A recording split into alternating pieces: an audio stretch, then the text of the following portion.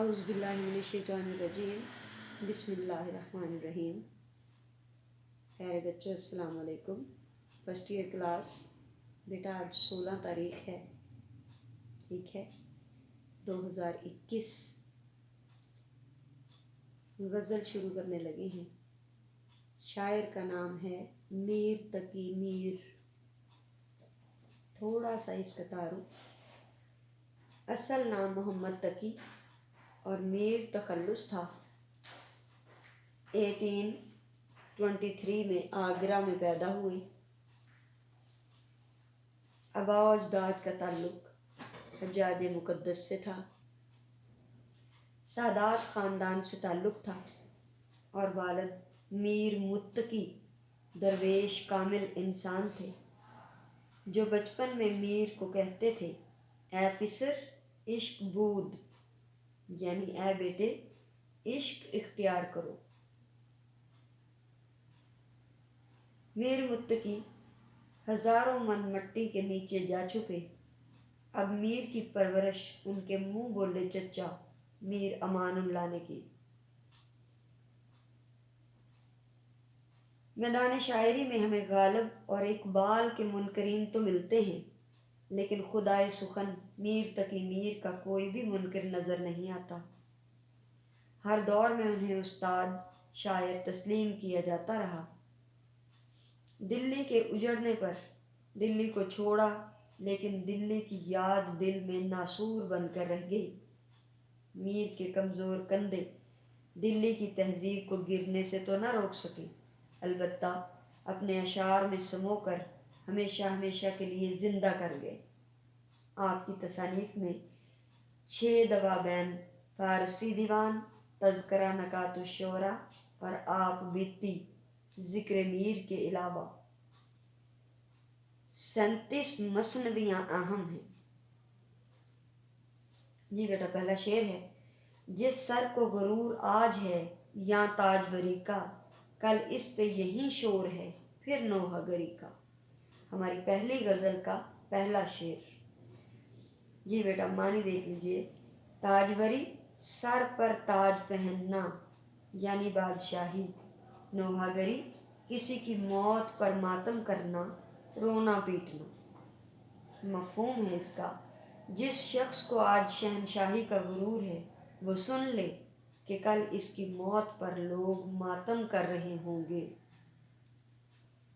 غزلیات میر سادگی و اختصار کا حسین امتزاج، دہلوی طرز سخن کی آئینہ دار اور جذبات و احساسات کی ترجمان ہے۔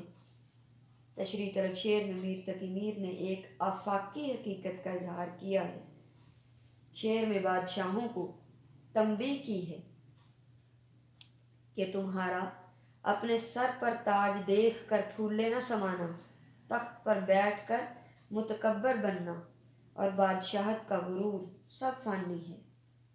یہ انسانی فطرت کا حصہ ہے کہ جب بھی اسے اقتدار نصیب ہوتا ہے تو وہ اپنے چادر سے بڑھ کر پاؤں پھیلانے لگتا ہے۔ کسی کو خدا قبیلے کی سرداری دیتا ہے تو وہ شہر کو اپنے زیر نگیں سمجھتا ہے۔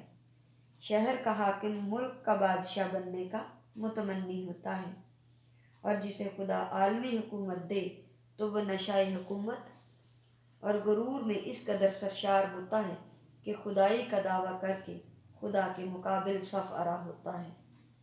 نمرود دنیا کا حاکم تھا، لیکن خدائی کا دعویٰ کیا تو مچھر کے ہاتھوں خاک میں مل گیا۔ انسان یہ حقیقت بھول جاتا ہے کہ ابدی حیات کا مالک تو صرف خدا ہی ہے۔ اپنے اقتدار کی ہوس میں شہنشاہ موت کو بھول جاتے ہیں اور 4 دن کی زندگی کو 400 برس تصور کرنے لگتے ہیں، حالانکہ قرآن حکیم نے کئی 100 برس قبل ہی ساری کائنات کے فنا ہونے کا تصور دیا تھا۔ میر تقی میر نے یہی مضمون باندھا ہے کہ اے تاجور، دیکھ لینا کل تمہارے سر سے تاج غائب ہوگا، بلکہ جسم سے بیش قیمت لباس کی جگہ سادہ سفید کفن پہنا دیا جائے گا۔ جواہرات لگے تخت کی بجائے کچی زمین کی ویران اندھی قبر میں تمہیں دھکیل دیا جائے گا۔ لوگ تمہارے بے جان جسم پر ماتم کریں گے، آہوزاری کریں گے، چلائیں گے، عزیز و اقارب چیخیں گے، احباب نوحہ کنا ہوں گے، لیکن یہ ماتمی رنگ بھی چند گھڑیوں کا ہوگا، پھر کائنات کا نظام ویسے ہی رواں دواں ہوگا جیسا پہلے تھا۔ احباب، عزیز و اقارب تمہارا غم بھول جائیں گے، گویا کوئی حادثہ ہوا ہی نہ تھا۔ بس یہی نہیں، بہت ممکن ہے کہ حوادث زمانہ تمہاری قبور کے نشان بھی مٹا دے، جیسا کہ اکثر ہوا ہے۔ نہ گورے سکندر نہ ہے قبر دارا، نہ گورے سکندر نہ ہے قبر دارا، مٹے نامیوں کے نشاں کیسے کیسے۔ گور قبر یعنی سکندر اعظم جس نے آدھی دنیا فتح کی تھی، کہاں ہے اس کی قبر؟ کسی کو معلوم نہیں۔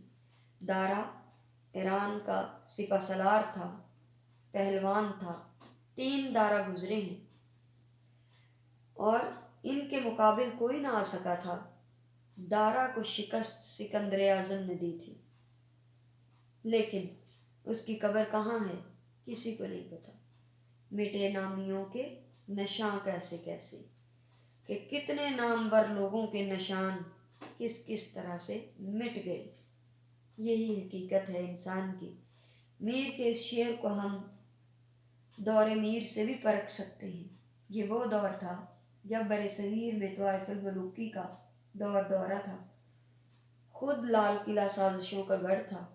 آئے دن کسی مغل شہزادے اور شہنشاہ کا مقتول جسم قبرستان کے سپرد ہوتا۔ غلام قادر نے مغل شہنشاہ عالم ثانی کی آنکھوں میں دکھتی ہوئی سلاخیں پھیر دی تھی۔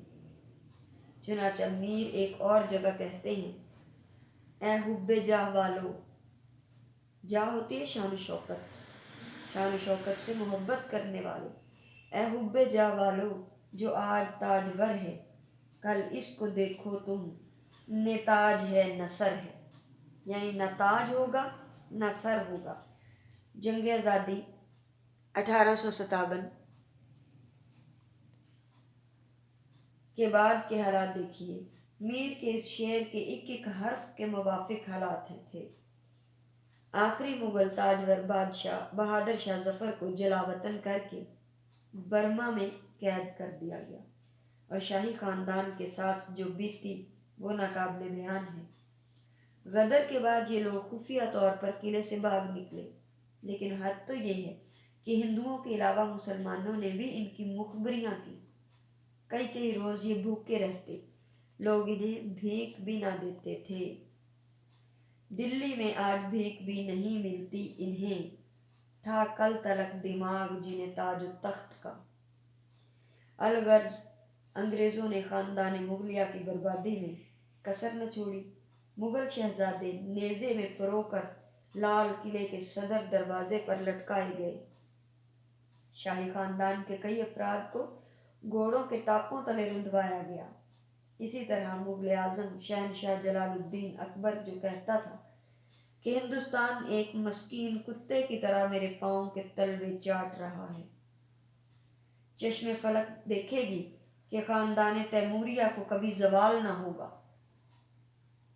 اس کا نسلی غرور کس طرح سے خاک میں ملا، زمانے کی آنکھ نے دیکھا۔ جی بیٹا، تو یہ شاعری اس وقت کے لیے نہیں تھی، ایک آفاقی حقیقت ہے۔ غزل چونکہ ہماگیر ہوتی ہے، یہ آنے والے زمانوں کی بھی اسی طرح اصلاح کرتی ہے۔ تو آج ہمارے لیے اس میں کیا درس ہے کہ کسی بھی چیز پر جو آج ہے تکبر نہیں بلکہ شکر ادا کرنا چاہیے، کیونکہ کوئی بھی چیز انسان کے پاس ہمیشہ نہیں رہتی۔